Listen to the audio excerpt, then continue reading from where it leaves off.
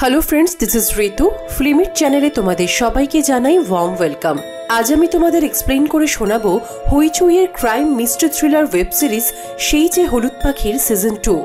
সেই যে হলুদ পাখি সিজন 1 যে রোমাঞ্চকর মোড়ে গিয়ে থেমেছিল, সেই মোড় থেকেই এই সিজন 2 এর শুরু। এই সিজনেই হবে সমস্ত রহস্যের উন্মোচন। কেই বা করলো বৈদেহীর খুন, কেনই বা করলো, আর কোথায় বা গেল মিতিল, তাকে কি খুঁজে পাওয়া গেল? সমস্ত প্রশ্নের উত্তর আমরা পাবো এই সিজনে।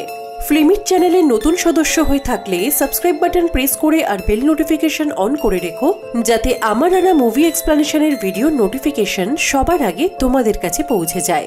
আর তোমরা যদি সেই যে হলুদ পাখির সিজন 1 এখনো দেখে না থাকো, তাহলে ডেসক্রিপশন বক্সের বা ফার্স্ট কমেন্টের লিঙ্ক থেকে দেখে নিতে পারো। চলো তাহলে শুরু করা যাক একটা অসাধারণ মিস্ট্রি থ্রিলার ওয়েব সিরিজ সেই যে হলুদ পাখি সিজন 2।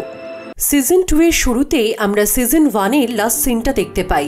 একটা কথা বলে রাখি, এই সিরিজের সিজন 2 সিজন 1 এর অনেকদিন পরে রিলিজ করায় দিগন্ত বসুর চরিত্রের অভিনেতা এখানে চেঞ্জ হয়েছে। এই সিজনে দিগন্ত বসুর চরিত্রে অভিনয় করছেন কৌশিক সেন। দিগন্ত সোমনাথকে চ্যালেঞ্জ করে যে বৈদেহীর খুনি যদি দিগন্ত হয়েও থাকে, সোমনাথ সেটা কোনোদিনই প্রমাণ করতে পারবে না, কারণ আপাত দৃষ্টিতে বৈদেহীর মৃত্যুটা অ্যাক্সিডেন্টে হয়েছে, আর দিগন্ত বা অন্য কেউই সেই সময় ওই স্পটে ছিল না। সিন শিফট হয় এই ঘটনার 7 দিন পর। আমরা দেখি সোমনাথের বাড়িতে এই দুটো সিজন ধরে আমরা যতগুলো ক্যারেক্টারকে দেখেছি বা দেখতে পাবো, প্রত্যেকেই রয়েছে। সোমনাথ তাদের সবাইকে একসাথে করেছে রহস্য উন্মোচন করার জন্য।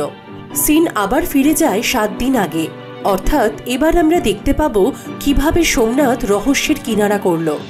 সেদিন দিগন্তর বাড়ি থেকে বেরিয়ে সোমনাথ এবং কৌশিক একটা ক্যাফেতে বসে কথা বলছিল। কৌশিক সোমনাথকে বলে দিগন্তর দেওয়া চ্যালেঞ্জটা অ্যাকসেপ্ট করতে, কিন্তু সোমনাথ মৈত্র তো লিগালি এখন সাসপেন্ডেড, তাহলে সে কি করে অফিসিয়ালি দিগন্তর দেওয়া চ্যালেঞ্জটা অ্যাকসেপ্ট করবে? কৌশিক সোমনাথকে বলে যে তার হয়তো একবার পুলিশ কমিশনার সুদীপ চ্যাটার্জির সাথে কথা বলে দেখা উচিত, তাহলে হয়তো তিনি সোমনাথের সাসপেনশন অর্ডারটা তুলে নিলেও নিতে পারে। তখন সোমনাথ কৌশিককে বলে যে পুলিশ কমিশনার সুদীপ চ্যাটার্জিকে বলে কোনো লাভ নেই, কারণ কোনো একটা কারণে তিনি চানই না যে সোমনাথ এই কেসে থাকুক। না হলেই সিসিটিভি ফুটেজে যখন পরিষ্কার দেখা যাচ্ছে যে বৈদেহীর গাড়ির থেকে সোমনাথের গাড়ির ডিস্টেন্সটা অনেকটা ছিল, তারপরেও তিনি কি করে সোমনাথকে সাসপেন্ড করলেন? ওরা এসব নিয়ে কথা বলছিল, ঠিক তখনই সোমনাথের কাছে একটা ফোন আসে, আর তারপরেই সোমনাথ তাড়াতাড়ি করে কৌশিককে নিয়ে ওখান থেকে বেরিয়ে যায়। এরপর আমরা দেখতে পাই সিজন 2 এর একজন নতুন ক্যারেক্টারকে, ডিটেকটিভ ডিপার্টমেন্টের আরও একজন অফিসার অনুরাধা মুখার্জি। অনুরাধা তার কাজে খুবই সিনসিয়ার এবং ডেসপারেট। এরপরে আমরা দেখতে পাই সোমনাথ, কৌশিক এবং অনুরাধা তিনজনই মিনিস্টার ম্যাডামের কাছে গেছে। আমরা বুঝতে পারি যে সোমনাথের কাছে মিনিস্টার ম্যাডামের কাছে যাওয়ার জন্যই ফোন এসেছিল। মিনিস্টার ম্যাডাম সোমনাথকে ইমিডিয়েট এফেক্টে আবার ফোর্সে জয়েন করার ব্যবস্থা করে দেন। তিনি বলেন যে এখন থেকে বৈদেহীর কেসের দায়িত্ব অফিসিয়ালি সোমনাথ মৈত্রর, কিন্তু সোমনাথকে এই কেসে কৌশিক অ্যাসিস্ট করবে না, কারণ কৌশিকের একটা অন্য কাজ আছে। সোমনাথের সাথে এখন থেকে থাকবেই অনুরাধা মুখার্জি। ওরা তিনজনেই চলে যাওয়ার সময় মিনিস্টার ম্যাডাম জানায় ওনার কৌশিকের সঙ্গে আরও কিছু কথা আছে, এবং সোমনাথকে বলেন যে বৈদেহীর মা যেই অ্যাসাইলামে আছে সেটার দিকে নজর দিতে। এরপর আমরা সোমনাথ আর অনুরাধাকে কথা বলতে দেখি। তাদের কথোপকথন শুনে আমরা বুঝতে পারি যে তারা একে অপরের পূর্ব পরিচিত। অনুরাধা সোমনাথের কাছে মিতিলের কথা জিজ্ঞেস করলে সোমনাথ বলে মিতিল যেন হাওয়ায় মিলিয়ে গেছে, ওর মা তো কখনো থেকেও ছিল না, আর বাবাও ওকে কখনো সময় দিতে পারেনি। সিন শিফট হয় ফ্ল্যাশব্যাকে। আমরা সোমনাথ এবং তার স্ত্রী রিমিকে দেখতে পাই।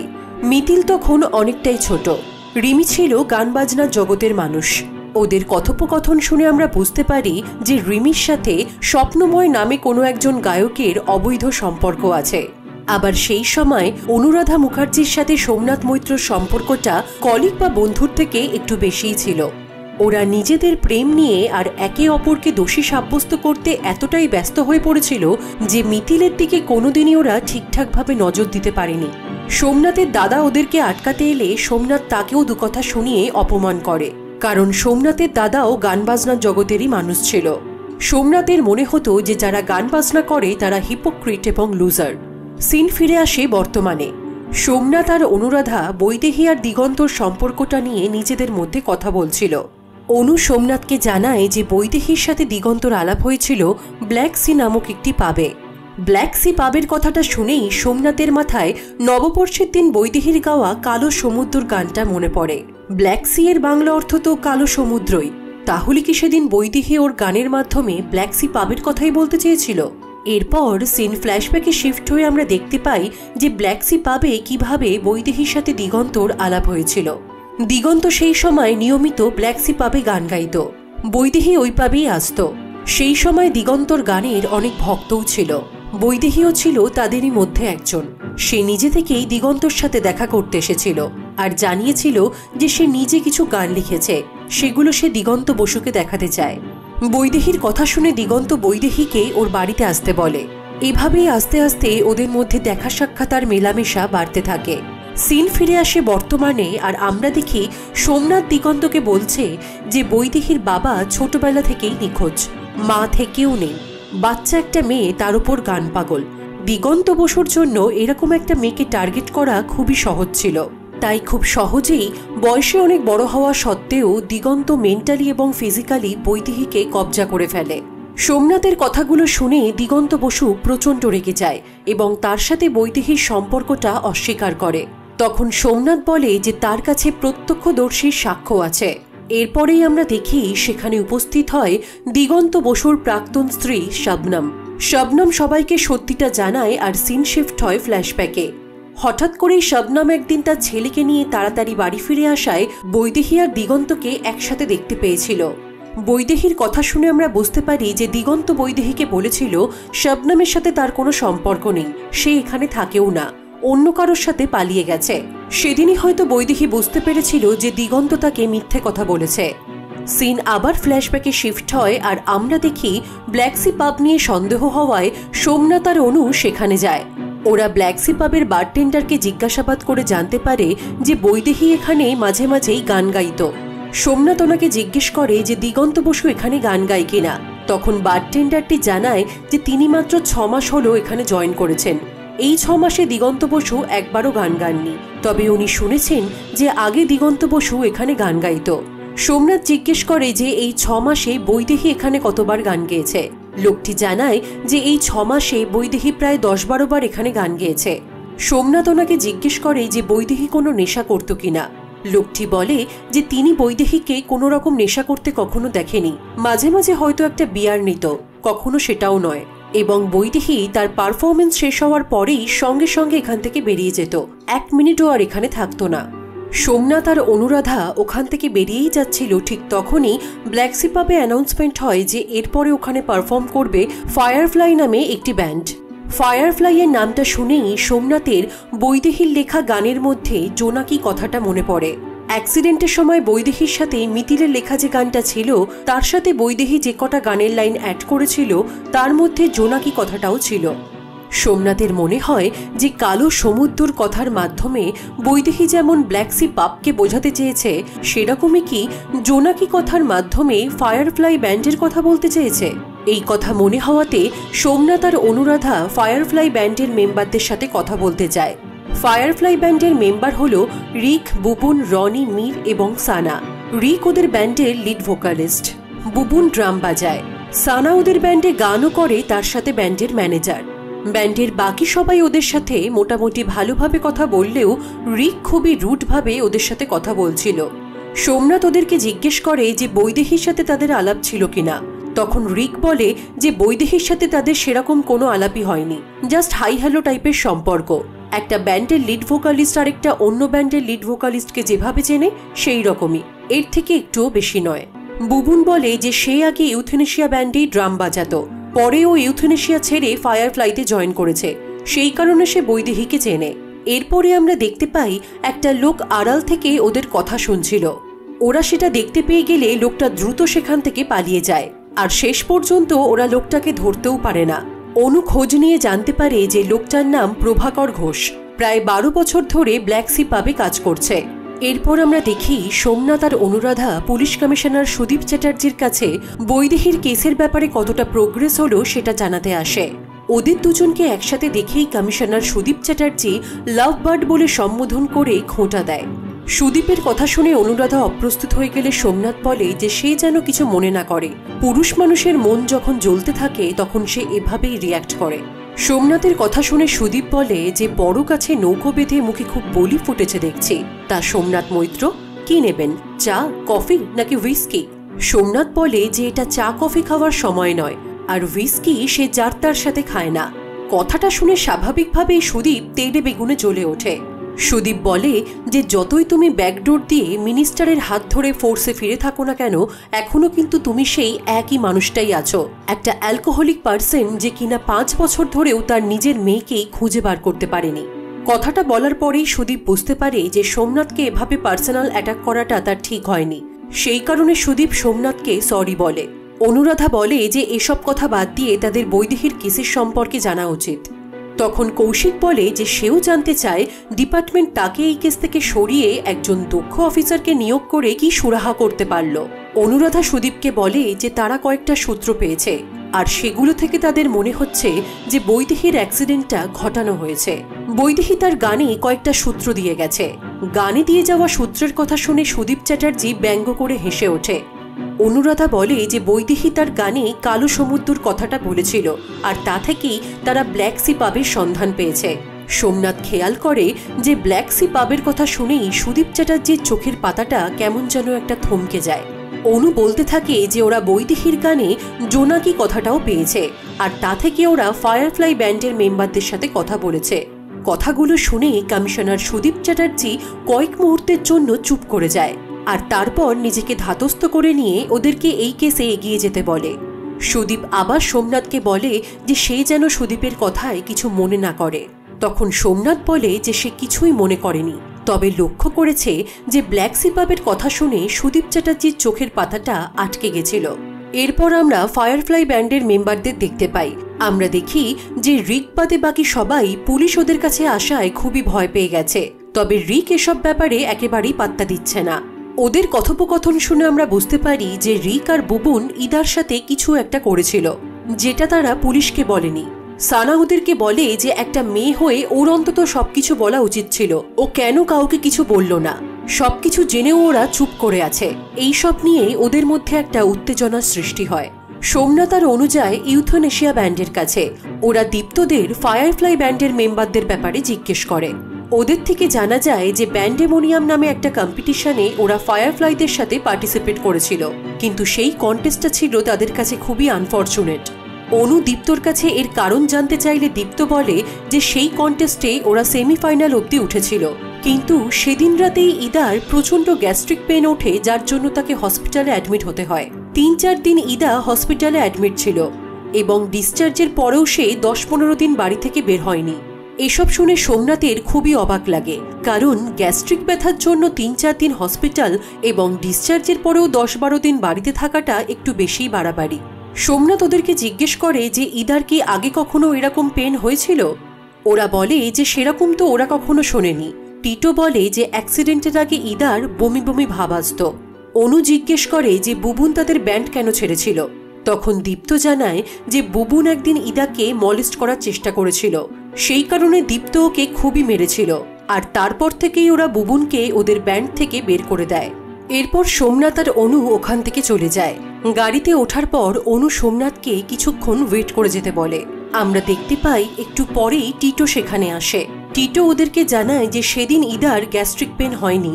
সেদিন সবাই যখন ক্যাম্প ফায়ারে ছিল তখন ইদা নিজের রুমে ফ্রেশ হতে এসেছিল। তখনই বুবুন ইদার কাছে এসে তার করা কাজের জন্য ক্ষমা চায়। ইদা বুবুনকে ক্ষমা করে দিলে বুবুন বলে যে সে তার একজন বন্ধুকেও ইদার সাথে দেখা করাতে নিয়ে এসেছে। তারপরেই রিক ইদার সাথে দেখা করবে বলে ইদার ঘরে আসে। বেরোনোর সময় বুবুন বলে সেদিন সে ইদাকে একটা কিস করতে চেয়েছিল বলে দীপ্ত তাকে রেপিস্ট বলেছিল। আজকে রিক তাকে বুঝিয়ে দেবে যে রেপ করা কাকে বলে। এই বলেই বুবুন দরজা বন্ধ করে বাইরে থেকে লক করে দেয়, আর রিক অসহায় বৈদেহীকে একা ঘরে পেয়ে সুযোগের সদ্ব্যবহার করে। সেই কারণেই ইদাকে হসপিটালে ভর্তি করতে হয়েছিল। এসব শুনে অনু টিটোকে জিজ্ঞেস করে ইদার শরীরে কোনো ক্ষতচিহ্ন ছিল না। তখন টিটো বলে যে রিক খুবই প্রফেশনালভাবে কাজটা করেছিল। সে জানতো যে কিভাবে ভিকটিমের গায়ে কোনো ছাপ না রেখেই তাকে কবজা করতে হয়। সোমনাথ টিটোকে জিজ্ঞেস করে যে বৈদেহী পুলিশে কমপ্লেন করেনি কেন। তখন টিটো বলে যে সেও বৈদেহীকে বলেছিল যে পুলিশে কমপ্লেন করতে। তখন বৈদেহী বলেছিল যে রিকের এগেনস্টে পুলিশে কমপ্লেন করে কোনো লাভ নেই, কারণ রিকের বাবা হলো স্বয়ং পুলিশ কমিশনার সুদীপ চ্যাটার্জি। এসব কথা শুধু টিটোই জানে, আর কেউ না। সোমনাথ আর অনু বুঝতে পারে এই কেসের আরও একটা দিক মোড় নিচ্ছে। এরপর সোমনাথ আর অনু বৈদেহী সেই সময় যে নার্সিংহোমে ভর্তি হয়েছিল তার সিইওর সাথে দেখা করে। তার কথা শুনে সোমনাথ বুঝতে পারে যে সেই সময়ের রেকর্ড সবটাই ম্যানিপুলেট করা হয়েছে। নার্সিংহোমের রেকর্ড দেখে কোনোভাবেই প্রমাণ করা সম্ভব নয় যে বৈদেহী সেই সময় গ্যাস্ট্রিক পেন নিয়ে নয়, বরং রেপ কেসে অ্যাডমিট হয়েছিল। নার্সিংহোমে সিইও বলে যে সেই সময় যিনি ডক্টর ছিলেন তিনি এখন বাইরে চলে গেছেন। তখন সোমনাথ বলে, আর সেই সময় যারা নার্সিং স্টাফ ছিল তারাও সবাই নিশ্চয়ই এখন ত্রিপুরা বা কেরালাতে চলে গেছে। সোমনাথের কথা শুনে সিইও নবীনবাবু বলেন যে একদমই তাই, কিন্তু আপনি কি করে জানলেন? তখন সোমনাথ বলে, আপনি না হয় নবীন, কিন্তু আমি তো প্রবীণ, এক্সপিরিয়েন্স। আমরা বুঝতে পারি যে রিক যেহেতু পুলিশ কমিশনার সুদীপ চ্যাটার্জির ছেলে, সেই কারণে বৈদেহীর অ্যাডমিটের সময় নার্সিংহোমের সব কাগজপত্রই ম্যানিপুলেট করা হয়েছে, যাতে কোনোভাবে রিকের নামটা এর সাথে জড়িয়ে না যায়। এরপর লাঞ্চ করার জন্য সোমনাথ আর অনুরাধা একটা রেস্টুরেন্টে যায়। তখনই সোমনাথের কাছে অনুপম বসাক নামে একজন ডাক্তারের ফোন আসে। অনুপম সোমনাথকে বলে যে সেই বৈদেহীর পোস্টমর্টেম করেছিল, কিন্তু আসলে সে যা যা তথ্য জানতে পেরেছিল রিপোর্টে তাকে সেই সব লিখতে দেওয়া হয়নি। সে সোমনাথকে সবকিছু জানাতে চায়, এতে তার প্রাণের ঝুঁকিও আছে, কিন্তু সে বৈদেহীর মস্ত বড় ভক্ত। সেই কারণে সে চায় যে বৈদেহীর খুনের রহস্যের কিনারা হোক, কিন্তু ফোনে নাকি এত কথা বলা যাবে না। তাই সে সোমনাথকে রাত 10টার পরে একটা জায়গায় আসতে বলে। লাঞ্চ শেষ করার পর ওরা আবার সেই মেন্টাল অ্যাসাইলামে যায়। ওদেরকে দেখে শিউলি বসু জিজ্ঞেস করে যে ওরা সুমন দেবনাথের কোনো খবর পেল কিনা। তখন সোমনাথ বলে যে সুমন দেবনাথ ফ্রড, অন্য আরেকজনের জন্য বৈদেহীর গানের খাতা চুরি করতে এসেছিল। সোমনাথের কথা শুনে শিউলি বলে যে সে বুঝতেই পেরেছিল দিগন্ত বসু বৈদেহীর গানের খাতাটা হাতাতে চাইছে, সেই কারণেই সে সুমন দেবনাথকে বৈদেহীর খাতাটা দেয়নি। শিউলির কথা শুনে সোমনাথ বলে যে সে এতটা শিওর কি করেছিল যে দিগন্ত বসুই বৈদেহীর খাতাটা চুরি করতে চেয়েছিল। তখন শিউলি বলে যে একটা সময়ের পর দিগন্ত বসু আর কোনো গান লিখতে পারছিল না। সবাই বলছিল যে Diganta Basu is a dead poet. তারপর হঠাৎ করেই একদিন বৈদেহীর সাথে দিগন্ত বসুর আলাপ হয়। তারপর থেকেই আবার দিগন্ত বসু নতুন করে গান লিখতে শুরু করে, আর প্রত্যেকটা গান সব মানুষের ভালোও লাগতে শুরু করে। তখন অনু বলে যে তাতে অসুবিধা কোথায়, অনেকেরই কাজে কোনো না কোনো সময় একটা ব্লকেজ আসে, বৈদেহী হয়তো দিগন্তর জীবনে নতুন ইন্সপিরেশন নিয়ে এসেছিল। তখন শিউলি বলে যে সেটা হতেই পারে, কিন্তু গানের প্যাটার্ন পুরো চেঞ্জ হয়ে যাবে, যেন একটা অন্য মানুষ লিখছে। তখন সোমনাথ শিউলিকে বলে যে আপনি দিগন্ত বসুর গানের প্যাটার্ন এত ভালো করে জানলেন কি করে?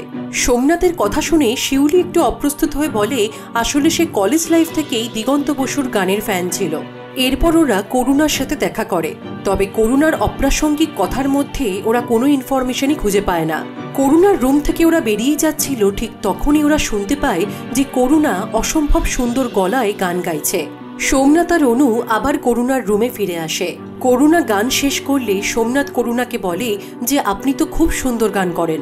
তখন করুণা বলে আমার মনে ছিল না যে আমি গান করতে পারি, ওই অন্য মেয়েটা আমাকে আবার মনে করিয়ে দিল।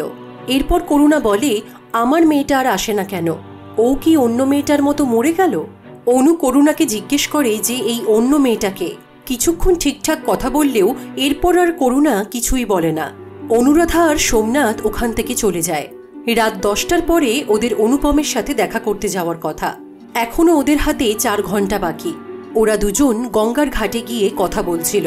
অনুরাধা সোমনাথকে বলে যে মিনিস্টার ম্যাডাম মেন্টাল অ্যাসাইলাম নিয়ে অ্যালার্ট করেছিলেন, কারণটা কি জানা গেল? তখন সোমনাথ বলে যে জানা যাবে, সে তার একজন ইনফর্মারকে কাজে লাগিয়ে দিয়েছে। অনু সোমনাথকে বলে যে ডিপার্টমেন্টে সোমনাথের ইনফর্মার নেটওয়ার্কের কথা বেশ লেজেন্ডারি। তখন সোমনাথ বলে এই লেজেন্ডারি ইনফর্মার নেটওয়ার্ক দিয়েই বা সে কী করতে পারল? 5 বছর হয়ে গেল সে নিজের মেয়েকেই খুঁজে বার করতে পারল না।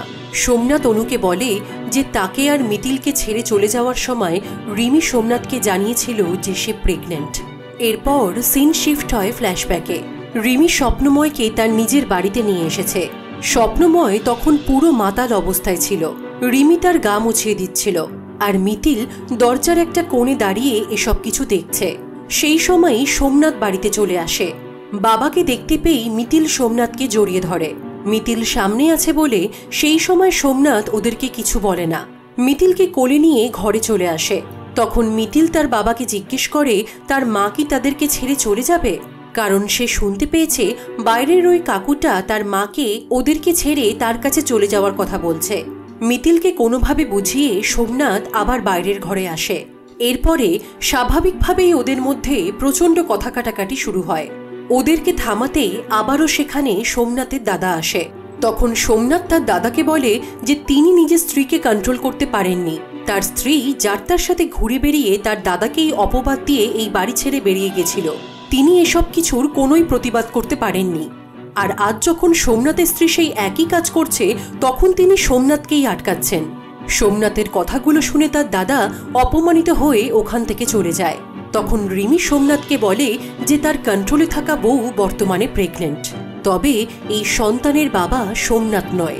সিন শিফট হয় আর আমরা দেখি অনুরাধা আর সোমনাথ ডক্টর অনুপম বসাকের বলে দেওয়া জায়গায় পৌঁছে গেছে। অনুপমের কাছ থেকে ওরা জানতে পারে যে বৈদেহীকে মাদকদ্রব্য দেওয়া হতো, অথবা সে নিজেই নিত। অনুপম ওদেরকে একটা পার্টিকুলার মাদকদ্রব্যের নাম করে। পোস্টমর্টেমে বৈদেহীর শরীরে হাই ডোজে ওই বিশেষ মাদকদ্রব্যটি পাওয়া গেছে। অনু জিজ্ঞেস করে যে এই মাদকদ্রব্যের সাইড এফেক্ট কি। অনুপম ওদেরকে জানায় যে এই বিশেষ মাদকদ্রব্যটির সাইড এফেক্ট হলো যে এটা নিলে মানুষ হ্যালুসিনেট করতে শুরু করে। আর অ্যাক্সিডেন্টের সময় বৈদেহীর শরীরে এই মাদকদ্রব্যটি যে পরিমাণে পাওয়া গেছে তাতে বৈদেহী উড়ে চাঁদে যাওয়ার চেষ্টা করলেও তাতে অবাক হওয়ার কিছু ছিল না। অনু বলে বৈদেহীর শরীরে অ্যাক্সিডেন্টের দিন এতটা হাই ডোজে ওই মাদকদ্রব্যটি ছিল। তখন অনুপম বলে যে সেটাই অ্যাবনর্মাল। কেউ যদি নিজে হাই হওয়ার জন্য এই মাদকদ্রব্যটি নিয়ে থাকে তাহলে এতটা পরিমাণে সে কখনোই নেবে না। তাই তার মনে হয় যে কেউ তাকে জোর করে এটা খাইয়ে দিয়েছে। সোমনাথ অনুপমকে জিজ্ঞেস করে যে তার আর কিছু জানাবার আছে কিনা। তখন অনুপম বলে যে মারা যাওয়ার সময় বৈদেহী 4 মাসের প্রেগনেন্ট ছিল। সিন শিফট হয় বর্তমানে। সোমনাথ সবাইকে এত দূর অবধি বলার পর বলে যে এই প্রেগনেন্সি কি বৈদেহীর কাল হলো? যদি তাই হয় তাহলে এই প্রেগনেন্সির জন্য দায়ী কে ছিল? রিক, যে কিনা ঠিক 4 মাস আগেই ব্যান্ডেমোনিয়াম রক কনসার্টে বৈদেহীকে রেপ করেছিল। নাকি দীপ্ত, যার সাথে 1 বছর ধরে বৈদেহীর প্রেমের সম্পর্ক এবং বৈদেহী যাকে বিয়েও করবে ঠিক করেছিল। আর নয়তো বৈদেহীর প্রেমিক এবং মেন্টর দিগন্ত বসু। সোমনাথের কথা শুনে দিগন্ত বলে, আবার আপনি আমার পেছনে পড়লেন? আপনি নিজেও জানেন আপনি বাজে বকছেন। তখন সোমনাথ বলে যে বাজে কথা নাকি কাজের কথা সেটা কিছুক্ষণ পরেই বোঝা যাবে। আপাতত আমরা সেই দিনের ঘটনায় আসি যখন আমরা অনুপমের সাথে দেখা করে ফিরছিলাম। সিন শিফট হয় ফ্ল্যাশব্যাকে। আমরা দেখি একটা লোক দৌড়ে আসতে গিয়ে সোমনাথের গাড়িতে ধাক্কা খায়। গাড়ি থেকে নেমে ওরা দেখতে পায় যে এই লোকটা ব্ল্যাকসি পাবের সেই প্রভাকর ঘোষ। প্রভাকরকে দেখে ওরা বুঝতে পারে যে গাড়িতে ধাক্কা লেগে প্রভাকরের হাতে আর পায়ে ফ্র্যাকচার হয়েছে। অনুরাধা অ্যাম্বুলেন্সে ফোন করে জানতে পারে যে তাদের আসতে আরও 10 মিনিট লাগবে। সুযোগ পেয়ে ওরা প্রভাকরের থেকে কথা বার করার চেষ্টা করে এবং তারপরেই লাকিলি ওদের হাতে চলে আসে কয়েকটা অজানা তথ্য। প্রভাকর সেদিন লুকিয়ে ওদের কথা শুনছিল কারণ সে শুনেছিল যে বৈদেহী ওর গানে জোনাকি নামটা লিখে গেছে। প্রভাকর ওদেরকে জানায় যে ব্ল্যাকসি পাবের মালকিনের নামই জোনাকি গাঙ্গুলি। প্রভাকরের কথাটা শুনে সোমনাথ আর অনু চমকে যায়। সোমনাথ বুঝতে পারে যে কালো সমুদ্র থেকে ওরা ব্ল্যাকসি পাবের সন্ধান পেয়েছে বলে জোনাকি কথার মানেও ওরা ফায়ারফ্লাই ভেবে নিয়েছিল, কিন্তু বৈদেহীর কানে জোনাকি কথার অর্থ জোনাকি। প্রভাকরকে চাপ দিয়ে ওরা আরও জানতে পারে যে ব্ল্যাকসি পাবে বিগত 10 বছর ধরে মাদকদ্রব্যের ব্যবসা চলে। সেই কারণেই অন্য পাবগুলোর থেকে ব্ল্যাকসি পাবে ইয়াং জেনারেশনের ভিড় অনেক বেশি। এই পাবে একবার যে আসে সে দ্বিতীয়বার না এসে পারে না। অনুরাধা প্রভাকরকে জিজ্ঞেস করে যে ব্ল্যাকসি পাবে কি ধরনের মাদকদ্রব্যের ডিলিংস হয়। তখন প্রভাকর বলে যে অনেক রকম ভ্যারাইটি আছে, কিন্তু স্পেশালি সে সেই মাদকদ্রব্যটির নাম করে যেটা ডক্টর অনুপম বসাক বলেছিল যে অ্যাক্সিডেন্টের সময় বৈদেহীর শরীরে পাওয়া গেছিল। এরপর প্রভাকর কেঁদে কেঁদে ওদেরকে বলে যে জোনাকি ম্যাডামের নিশ্চয়ই কোনো একটা বিপদ হয়েছে। আজ বিকেলে তিনি প্রভাকরকে ফোন করে বলেছিলেন রাত 11টায় তার অফিসে আসতে, কোনো একটা আর্জেন্ট দরকার আছে। জোনাকি ম্যাডামের কথা অনুযায়ী প্রভাকর রাত 11টার সময় ব্ল্যাকসির অফিসে যায়। কিন্তু সেখানে গিয়ে প্রভাকর দেখে যে জোনাকি চেম্বারটা কেউ লন্ডভন্ড করে দিয়েছে। প্রভাকর তার জোনাকি ম্যাডামকে ফোন করে দেখে যে নাম্বারটা সুইচ অফ বলছে। অন্ধকারের মধ্যে প্রভাকর দেখতে পায় যে কারোর একজনের ছায়া দেখা যাচ্ছে।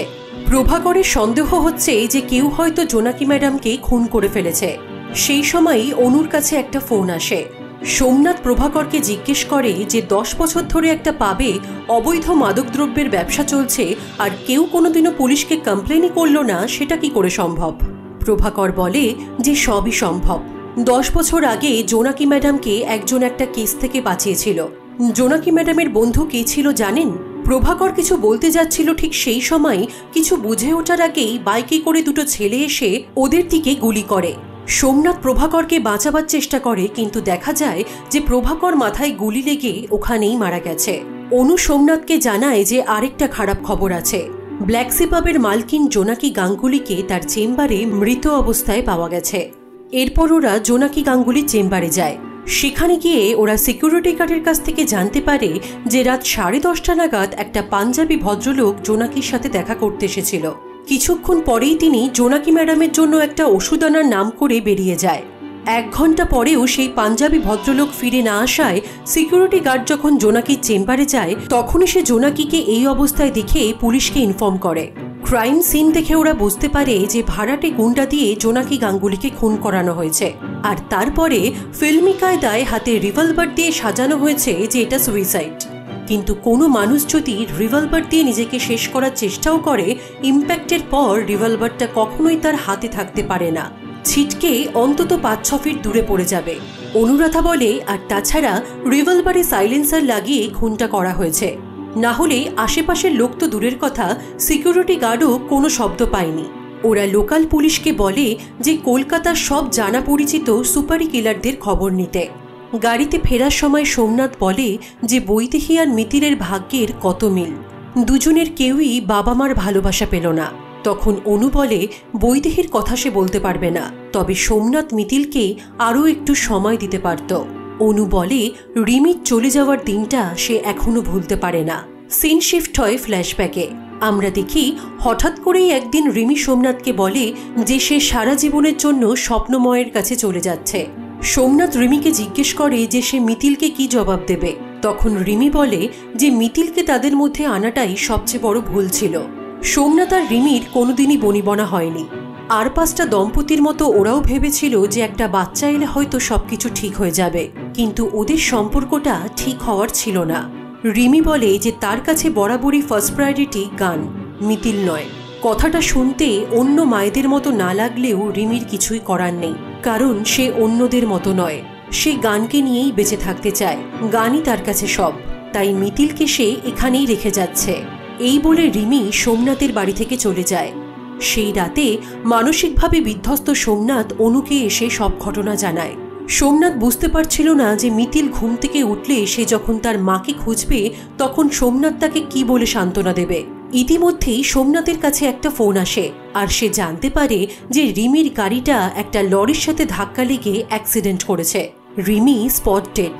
পরের দিন অনুরাধা পুলিশ আর্কাইভ রুমে গিয়ে জোনাকি গাঙ্গুলির কেস হিস্ট্রি বার করে। তখনই সোমনাথ অনুকে ফোন করে জোনাকি গাঙ্গুলির চেম্বারে আসতে বলে। সোমনাথ তন্ন তন্ন করে জোনাকির অফিসে কিছু একটা খুঁজতে থাকে। অনু সোমনাথকে জিজ্ঞেস করে যে সে কি খুঁজতে চাইছে। সোমনাথ বলে যে সে এক্স্যাক্টলি জানে না যে সে কি খুঁজতে চাইছে, তবে নিশ্চয়ই জোনাকির চেম্বারে এমন কিছু ছিল বা আছে যেটা খুঁজতে কেউ জোনাকির অফিসটাকে এভাবে লন্ডভন্ড করেছে। হতে পারে সেটা কোনো ফটোগ্রাফ বা অন্য কিছু। চারিদিকে খুঁজতে খুঁজতে জোনাকির চেম্বার থেকে ওরা একটা পুরনো অ্যালবাম পায় যেখানে জোনাকির বিয়ের ছবি আছে। অনু সোমনাথকে বলে যে ইনি হলেন রাকেশ আগরওয়াল। জোনাকির থেকে বয়সে অনেকটাই বড় ছিলেন। বিয়ের সময় রাকেশ আগরওয়ালের বয়স ছিল 60 বছর আর জোনাকির 25। আরেকটা ইন্টারেস্টিং তথ্য হলো যে বিয়ের দিন রাকেশ আগরওয়াল তার সমস্ত সম্পত্তি জোনাকির নামে দানপত্র করে দিয়েছিল। সেই দানপত্র রেজিস্ট্রেশনের ডেট আর ওদের ম্যারেজ রেজিস্ট্রির ডেট একই, যেটা দেখে বোঝা যাচ্ছে যে দানপত্র না হলে বিয়েটাও হতো না। অনু বলে জোনাকি আর রাকেশের বিয়ে হয়েছিল 15 বছর আগে। ওদের বিয়ের 5 বছর পর রাকেশ আগরওয়াল খুন হয়, আর সেই খুনের প্রাইম সাসপেক্ট ছিল জোনাকি গাঙ্গুলি।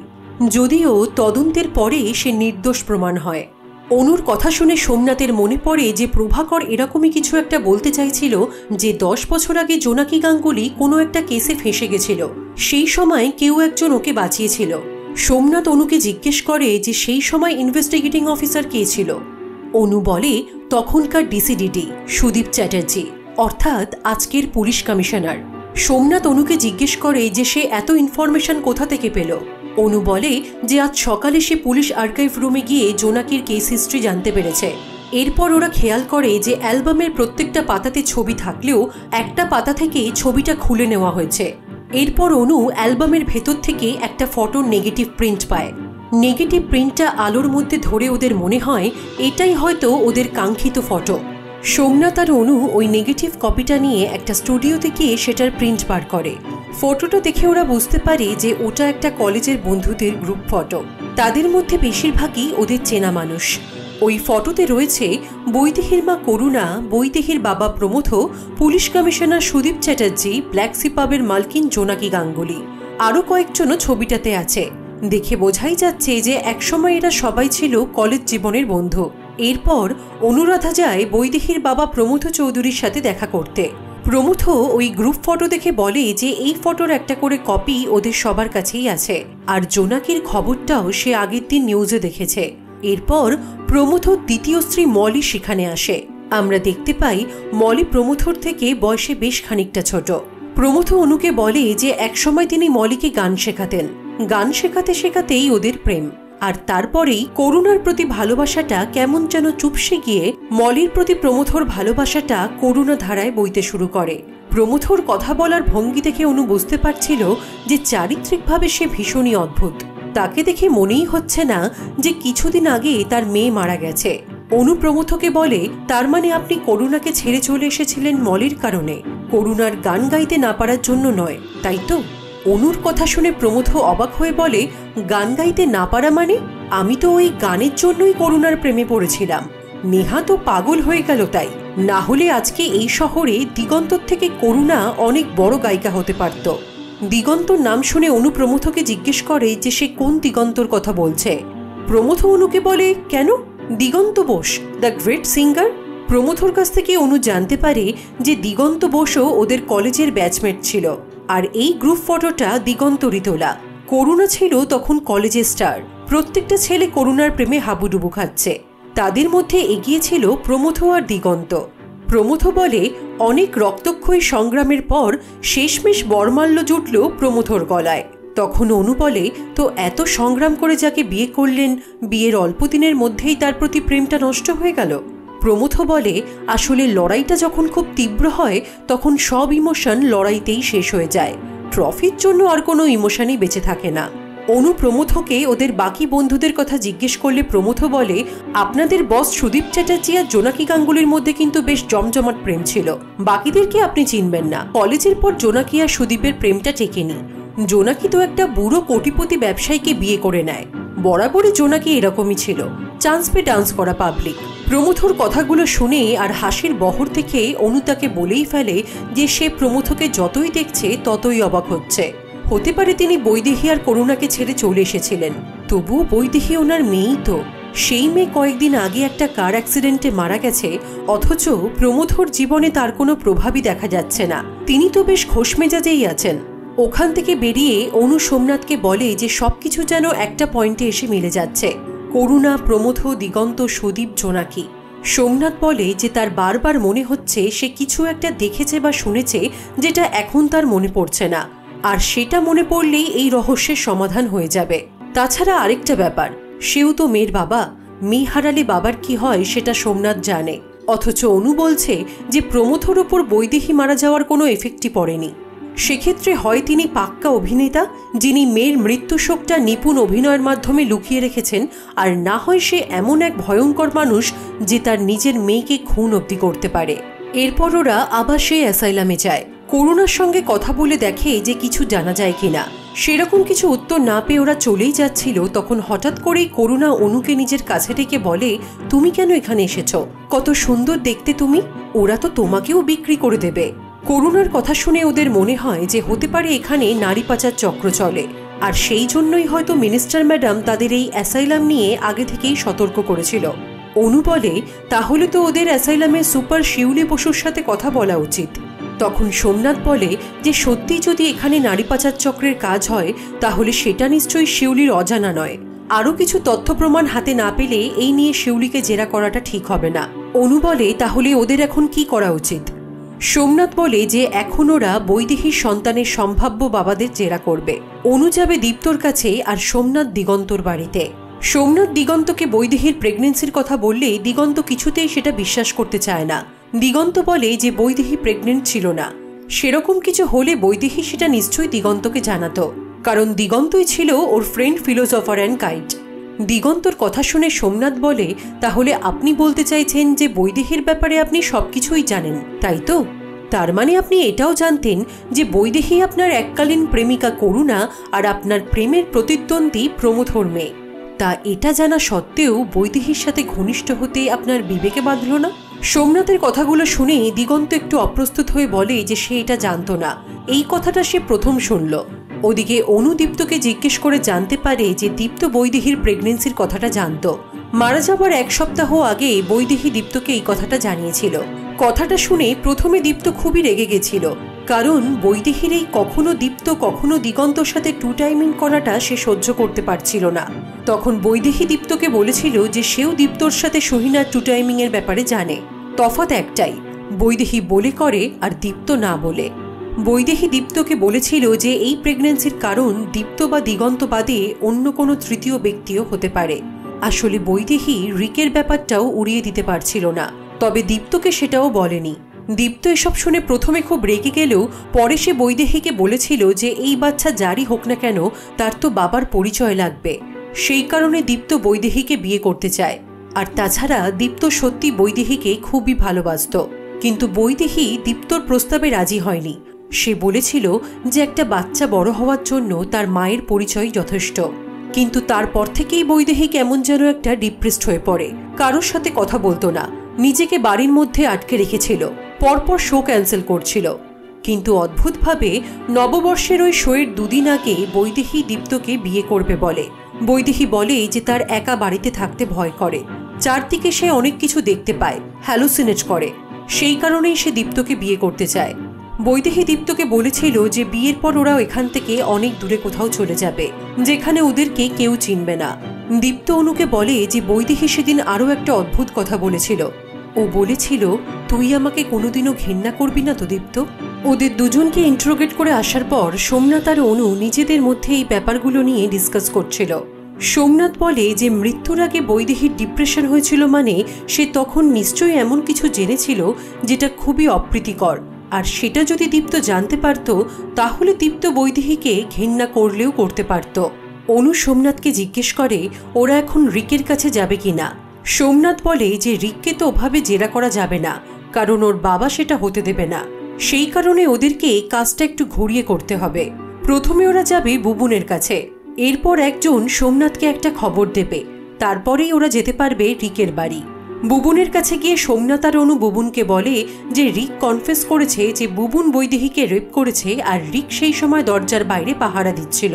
কথাটা শুনেই বুবুন প্রচণ্ড রেগে গিয়ে সত্যি কথাটা বলে ফেলে যে সেই রাতে বুবুন দরজার বাইরে দাঁড়িয়ে পাহারা দিচ্ছিল আর রিক বৈদেহীকে রেপ করেছে। সোমনাথ তার বুদ্ধিমত্তার পরিচয় দিয়ে বুবুনের পেট থেকে সত্যি কথাটা বের করে নেয়। এরপর ওরা বুবুনকে নিয়ে চলে যায় রিকের বাড়ি। আমরা দেখি সোমনাথের ফোনে একটা মেসেজ আসে যেখানে লেখা মিটিং স্টার্টেড। বুবুনকে কমিশনারের বাড়ির বাইরের পুলিশের কাছে রেখে ওরা দুজন রিকের বাড়ির ভেতরে যায়। ওরা রিককে জেরা করতে গেলে রিক ওর বাবাকে অর্থাৎ কমিশনার সুদীপ চ্যাটার্জিকে ফোন করতে থাকে, কিন্তু বারবার ফোন করা সত্ত্বেও তিনি রিকের ফোনটা রিসিভ করেন না। এসব দেখে সোমনাথ আর অনু মিচকি মিচকি হাসে, কারণ সুদীপ চ্যাটার্জি এখন হোম মিনিস্টারের সাথে মিটিংয়ে আছে। এখন থেকে প্রায় 2 ঘন্টা তিনি কোনো ফোন রিসিভ করতে পারবেন না, সেই কারণেই ওরা রিককে জেরা করার জন্য এই সময়টাই বেছে নিয়েছে। অনু রিককে বলে যে বুবুন সব সত্যি কথা বলে দিয়েছে। রিক প্রথমে ওদের কথা বিশ্বাস করতে না চাইলেও যখন সোমনাথ আর অনুর বুদ্ধিতে বুবুন সবার সামনে এসে সত্যিটা বলে দেয় তখন রিক বুঝে যায় যে তার সব কৃতকর্ম ফাঁস হয়ে গেছে। বাধ্য হয়ে রিক সবকিছু স্বীকার করে নেয়। ওরা রিককে জিজ্ঞেস করে যে বৈদেহীর প্রেগনেন্সির কথাটা রিক জানতো কিনা। রিক ওদেরকে বলে যে বৈদেহী মারা যাওয়ার 4 দিন আগে সে রিকের বাড়িতে এসেছিল, তখনই বৈদেহীর কাছ থেকে রিক জানতে পেরেছিল যে বৈদেহী প্রেগনেন্ট। এরপর সোমনাথ আর অনু ওখান থেকে চলে যায়। ওরা দুজন গঙ্গার পাড়ে বসে কেস নিয়ে কথা বলতে থাকে। সোমনাথ বলে সে একটা এমন কিছু ভুলে যাচ্ছে বা মিস করছে যেটা পেলেই এই কেসটা সলভ হয়ে যাবে। বৈদেহীর গানের খাতাটা সে আজকে আবার ভালো করে দেখবে। ওরা যখন গঙ্গার ঘাট থেকে রাস্তায় উঠছিল তখন সেই আগের দিনের দুজন শুটার যারা কিনা প্রভাকরকে খুন করেছিল তারা আবার সোমনাথের ওপরে গুলি চালায়। আহত হয়ে সোমনাথ মাটিতে লুটিয়ে পড়ে। এরপরে সিন শিফট হয় আর আমরা সোমনাথকে হসপিটালে দেখতে পাই। সেখানে অনুরাধা, কৌশিক, সোমনাথের দাদা, এমনকি মিনিস্টার ম্যাডামও ছিলেন। ডক্টর সোমনাথকে জানায় যে সে পুরো 2 রাত এবং 1টা দিন অচেতন অবস্থায় ছিল।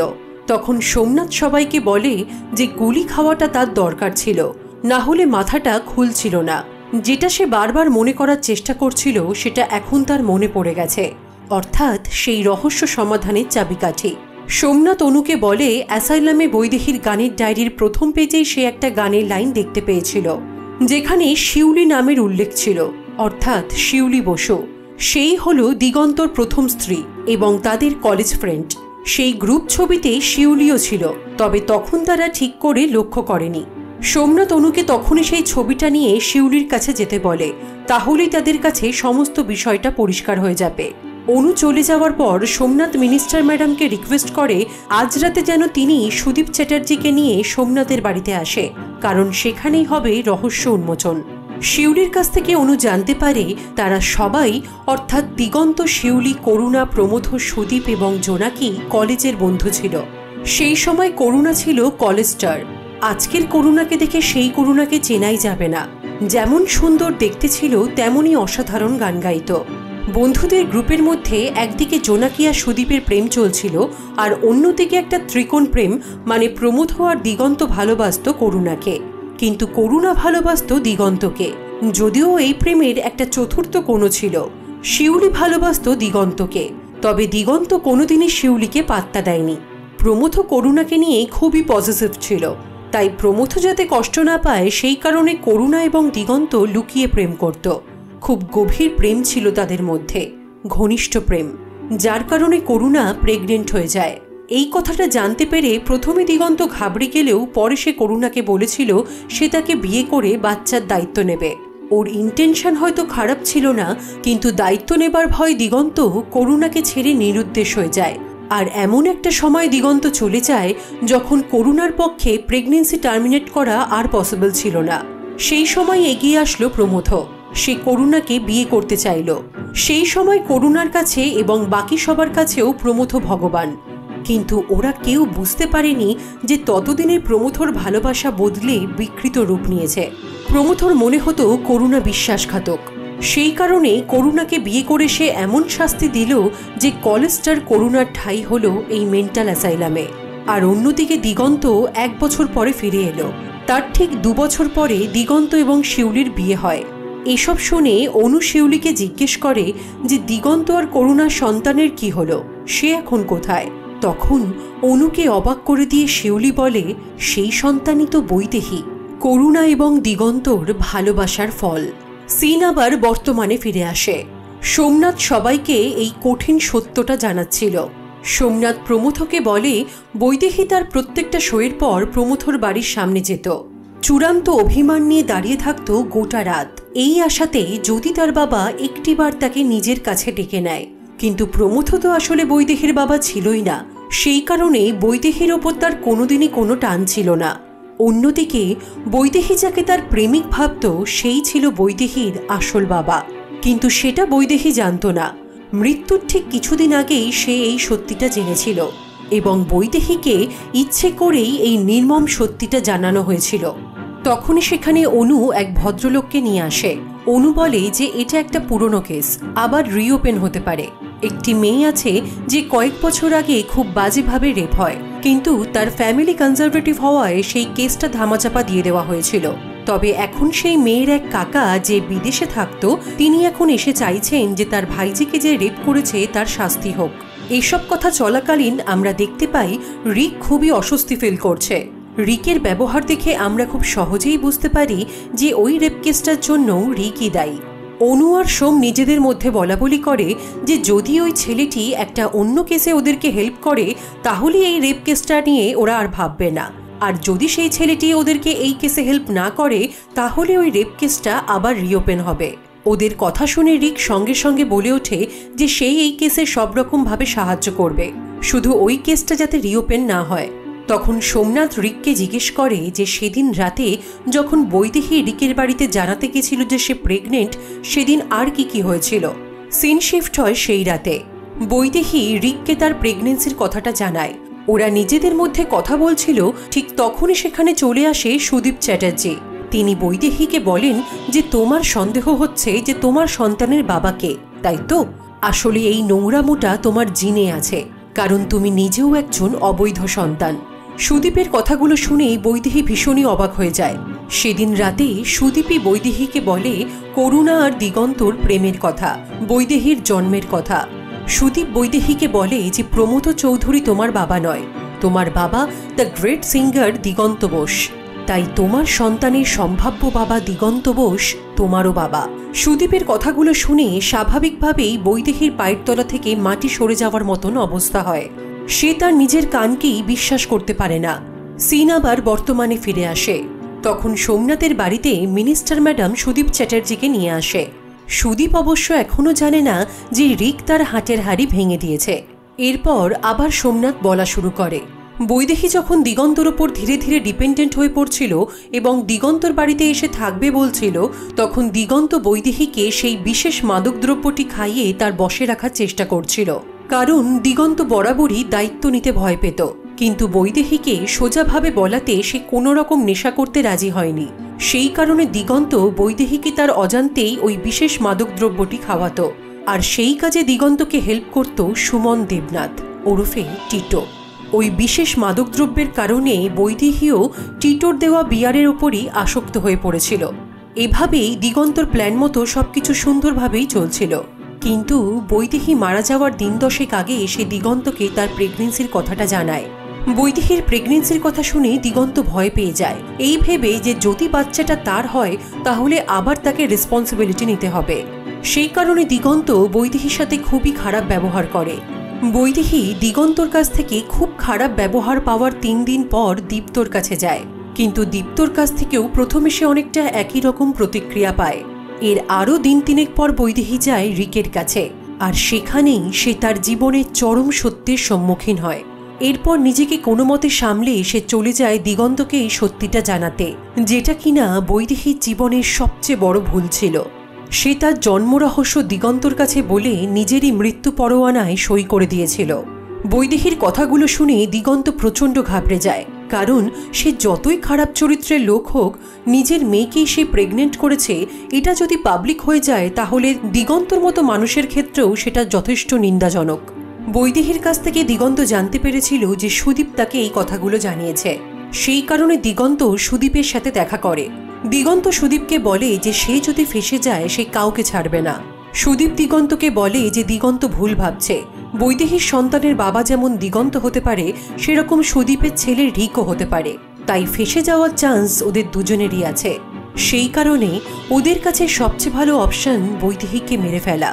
সুদীপ চ্যাটার্জি দিগন্তকে সাজেশন দেয় যে ওই বিশেষ ধরনের মাদকদ্রব্যটি যদি প্রচণ্ড হাই ডোজে বৈদেহীকে খাইয়ে দেওয়া যায় তাহলে গাড়ি চালাতে গিয়ে দুর্ঘটনা ঘটাটা নিশ্চিত।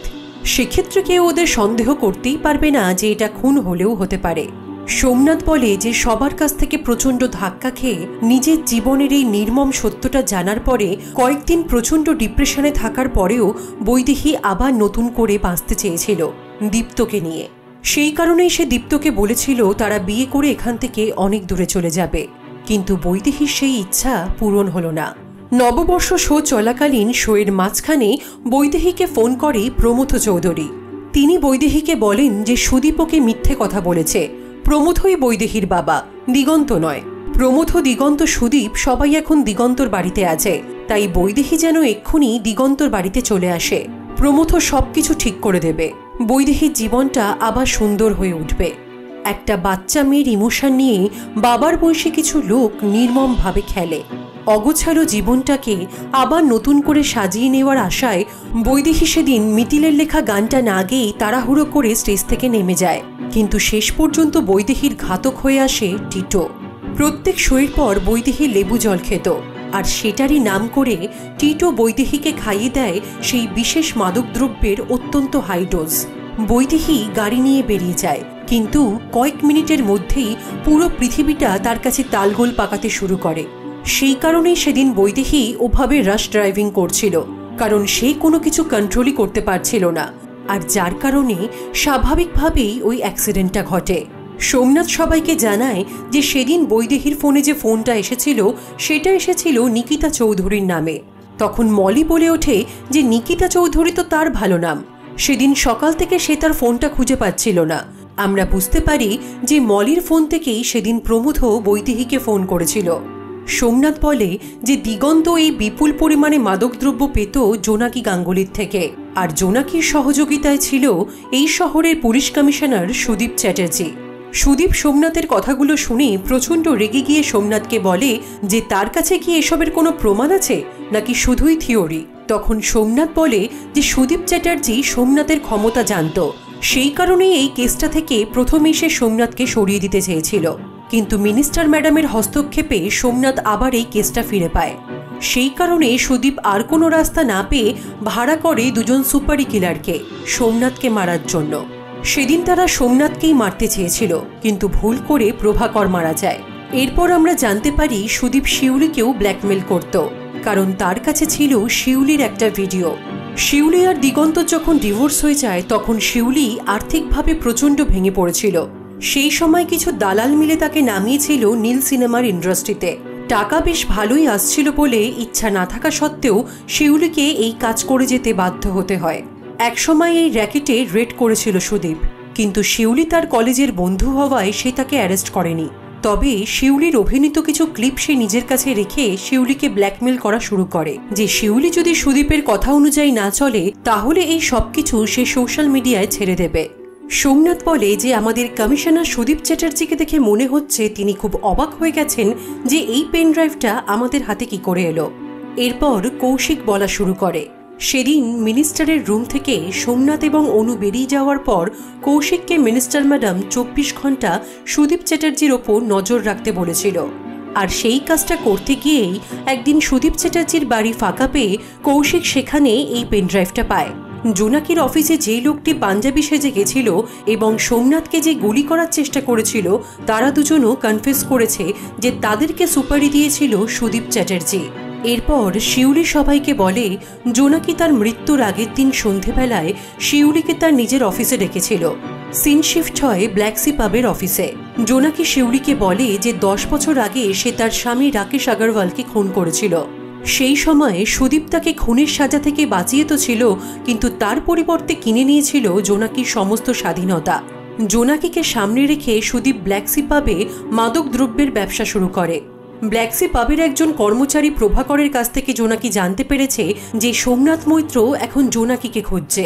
আর সুদীপ যদি একবার জানতে পারে যে সোমনাথ জোনাকির কথা জানতে পেরে গেছে তাহলে এক মুহূর্তের জন্য সুদীপ আর জোনাকিকে বাঁচতে দেবে না।